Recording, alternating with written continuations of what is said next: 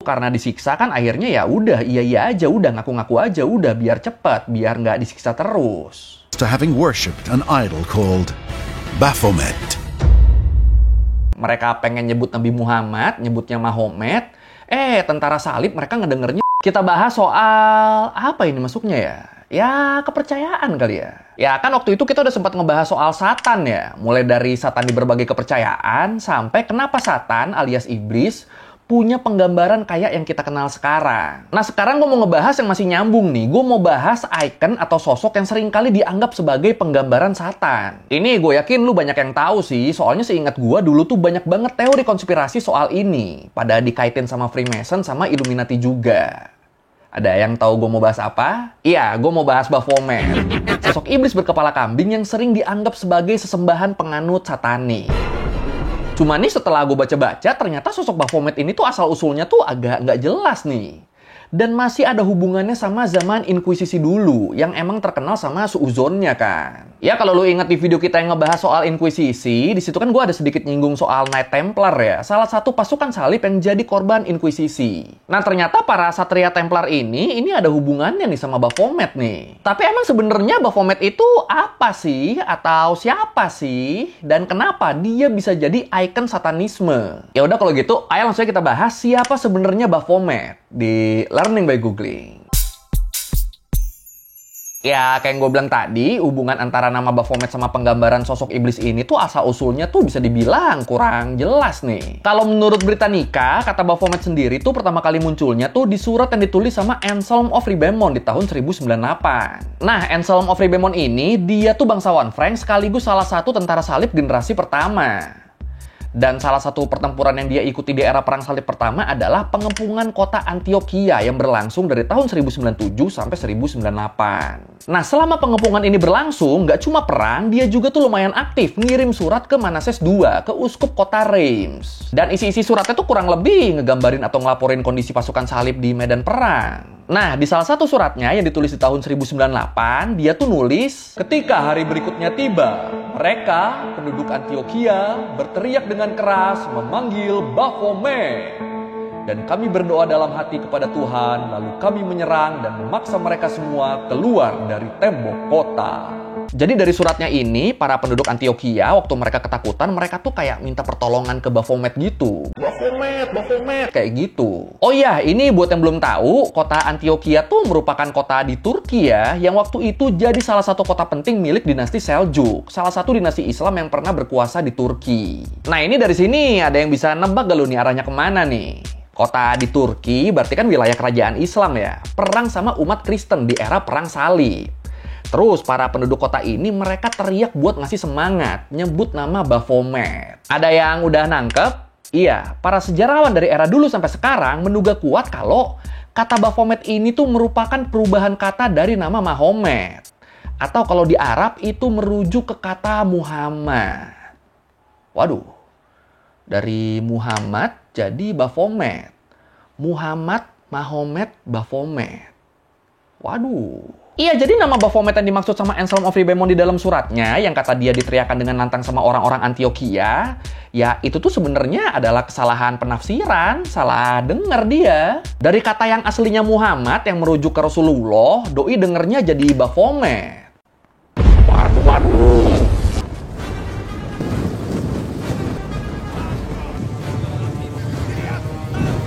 Terus dugaan Baphomet dari Muhammad ini juga tuh diperkuat sama buku The History of the Crusades. Di situ, salah satu penulis sejarah Perang Salib pertama, Raymond of Aguilers, nyeritain kalau di masa itu, para troubadour, pemain musik keliling di abad pertengahan, mereka tuh seringkali make istilah Baphomet buat nyebut Nabi Muhammad. Terus selain para troubadour, di dalam catatan-catatan mengenai perang salib di periode peperangan ini berlangsung juga tuh sering ditemuin kata Baphomet yang merujuk ke penyebutan nama Nabi Muhammad. Sama selain Baphomet, ada juga kata Bafu Maria yang dipakai buat nyebut masjid, tempat ibadahnya umat Islam. Jadi ya itu ya, awalnya tuh cuma masalah pronunciation sama salah denger doang. Mereka pengen nyebut Nabi Muhammad, nyebutnya Mahomet. Tentara salib mereka ngedengernya Baphomet. Udah gitu doang tuh, belum ada hubungannya ke iblis setan segala macem tuh. Terus di tahun 1307, nama Baphomet tuh mulai dipakai buat ngegambarin semacam dewa yang disembah sama salah satu ordo pasukan salib. ordo yang namanya Satria Templar. Ya, gue yakin lo pasti udah nggak asing lah sama nama Satria Templar ini. Ordo pasukan salib yang berakhir karena inkuisisi. Setelah mereka dituduh melakukan berbagai dosa, termasuk melakukan bid'ah dan menganut ajaran sesat. Dan salah satunya ya tadi, nyembah sosok dewa bernama Baphomet. Nah, yang menarik di sini, gimana ceritanya nih? Pasukan salib yang pasukan Kristen kok malah dianggap nyembah Baphomet? Kok malah dianggap nyembah sosok yang dipercaya referensinya tuh dari Muhammad? Masa Kristen nyembah sosok Islam? Itu gimana ceritanya tuh? Apa Baphometnya mereka nih beda? Apa gimana nih? Iya, kok bisa gitu? Nah, ini buat tahu jawabannya, buat yang belum tahu nih, gue jelasin dikit nih ya soal Satria Templar. Jadi Satria Templar ini tuh adalah ordo Satria Salib yang dibentuk sama pasukan dari Prancis di awal abad ke-12. Dengan tujuan buat ngawal para peziarah Eropa yang mau ke Yerusalem. Jadi zaman itu kalau ada orang-orang dari Eropa yang pengen ke Yerusalem, pengen ziarah ke sana, itu paling aman ditemeninnya sama Satria Templar ini nih. Nah, awalnya ordo militer ini, para Satria Templar ini, mereka tuh bisa dibilang miskin banget. Soalnya emang para satria ini waktu bergabung, mereka tuh bakal disumpah setia buat hidup dalam kemiskinan, biar nggak dibutakan dunia. Bahkan nama lain dari pasukan ini tuh Poor Fellow Soldier of Christ on of the Temple of Solomon.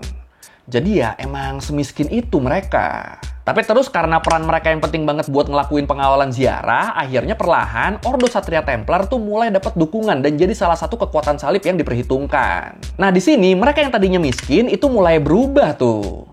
Soalnya udah kan dapat duit sumbangan banyak, terus pasukannya juga tuh perlahan makin bertambah dan gak jarang diisi sama satria-satria elit. Terus akhirnya mereka juga jadi punya sistem ekonomi sendiri yang bisa dibilang unik nih. Unik gimana?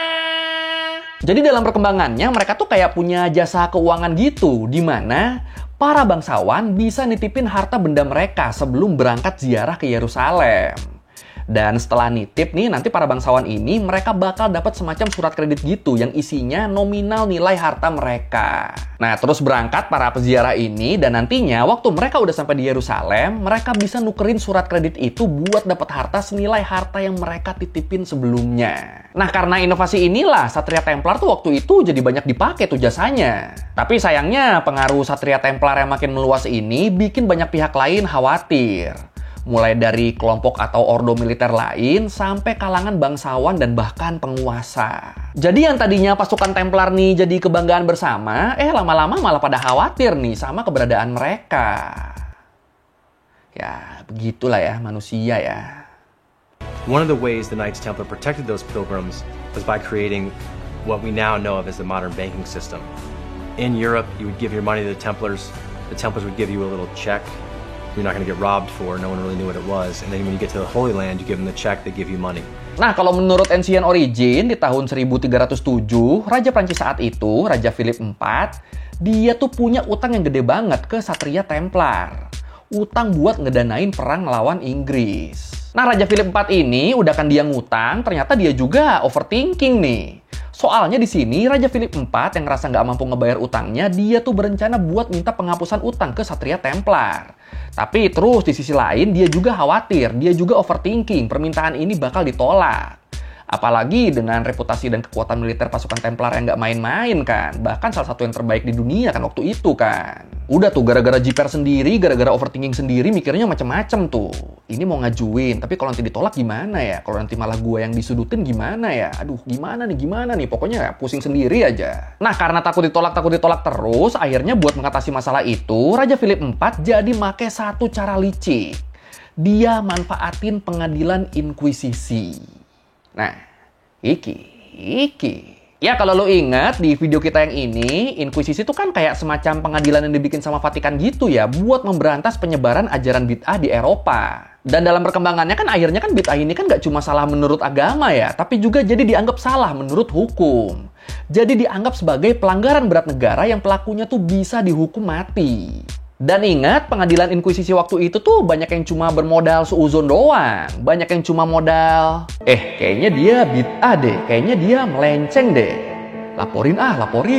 Udah, dia ngelapor, laporan diterima, langsung dieksekusi deh. Simpelnya gitu tuh. Nah, dengan berbekal adanya pengadilan inkuisisi ini, akhirnya Raja Philip IV langsung merintahin buat nangkepin para tentara Templar dengan tuduhan bahwa mereka adalah pelaku dosa dan penganut bid'ah. Para satria Templar ini, mereka tuh dituduh udah melakukan hubungan sesama jenis, penodaan salib, dan tindakan bid'ah. Yang secara spesifik, mereka dituduh jadi penyembah dewa bernama Baphomet. Nah, dari sinilah orang-orang rakyat biasa tuh jadi tahu, jadi mikir, oh, ada ya dewa namanya Baphomet tuh ada ya. Dewa yang disembah sama satria Templar tuh itu namanya Baphomet ya. Wah, berarti ini melenceng nih. Harusnya kan nggak boleh nih. Harusnya ya orang Kristen nyembahnya ya Tuhannya Kristen. Kenapa jadi nyembah dewa ini? Orang-orang jadi mulai mikirnya gitu tuh. Jadi image dan info satria Templar nyembah Baphomet tuh lebih ke tuduhan dari si raja ini nih. Tuduhan yang akhirnya dianggap fakta. They are also criticized for worshipping an idol, something that could be associated with witchcraft, with magic. The Templars are accused of denying Christ. Oh iya, ini gue juga belum terlalu lama nih taunya nih. Ternyata dulu kalau menurut PBS, di abad pertengahan, orang Eropa, khususnya orang-orang Kristen, itu mereka taunya tuh Islam adalah agama yang mendewakan Muhammad. Makanya dulu istilah Islam itu sering banget diganti sama kata Mohamedan, yang artinya pengikut Muhammad. Jadi dokumen-dokumen yang ditulis sama orang Kristen kulit putih tuh itu sering banget nyebut pemeluk Islam sebagai pengikut Muhammad, sebagai Mohamedan, dibanding nyebut Muslim atau Islam. Iya, jadi mereka ngiranya yang disembah sama orang Islam tuh Nabi Muhammad atau yang biasa mereka sebut Mahomet yang diwujudkan dalam bentuk berhala. Bahkan kata Mahomet ini kemudian berubah bentuk jadi kata Mahmet yang artinya berhala atau dewa palsu. Dan ini bisa jadi begini ya karena orang-orang Kristen waktu itu salah ngira. Mereka ya lagi-lagi salah nangkep nih. Salah nangkep, tapi ya nggak pakai konfirmasi dulu, langsung dijadiin fakta aja udah. Oke, balik ke satria Templar. Nah, para satria Templar yang udah ditangkap ini, mereka tuh kemudian dipaksa buat mengakui tindakan bid'ah mereka. Dan di sini, walaupun udah dipaksa terus, bahkan sampai disiksa, sebagian dari mereka tetap pada nyangkal kalau mereka nyembah sosok bernama Baphomet. Tapi sebagian lagi karena ditekan terus kan, karena disiksa terus lama-lama nggak kuat, akhirnya mereka ngaku. Cuma ya karena mereka yang ngaku ini ngakunya tuh ngaku terpaksa kan, karena aslinya nggak ada, akhirnya mereka nggak punya patokan kan, makanya kesaksian mereka tuh jadi beda-beda. Ada yang bilang berhala Baphomet ini tuh berbentuk kepala yang terpenggal, berbentuk kepala kucing, berbentuk kepala dengan 3 wajah. Ya pokoknya intinya kesaksian mereka nih nggak konsisten lah, nggak ada yang sama. Terkesan, ya udahlah asal ngaku aja lah pokoknya lah biar nggak dihukum berat. Elsewhere in France, some Templars will also confess to having worshipped an idol called Baphomet. This is a Baphomet. We don't even know.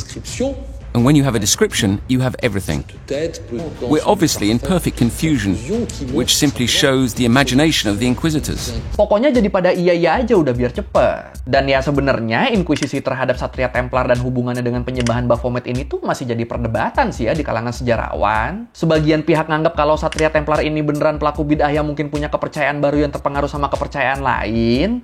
Sementara sebagian lagi ngerasa kalau tuduhan ke para satria Templar ini tuh cuma fitnah aja. Apalagi waktu itu kan lagi zamannya inkuisisi kan, yang nggak jarang buat maksa para pelaku ngaku, para inkuisitor tuh nggak ragu buat nyiksa mereka. Ya kayak yang tadi gue bilang tuh, karena disiksa kan akhirnya ya udah iya aja, udah ngaku-ngaku aja, udah biar cepet, biar nggak disiksa terus. Dan gara-gara pengakuan mereka yang beda-beda ini, karena iya aja biar cepet ini, penggambaran Baphomet tuh jadi simpang siur waktu itu.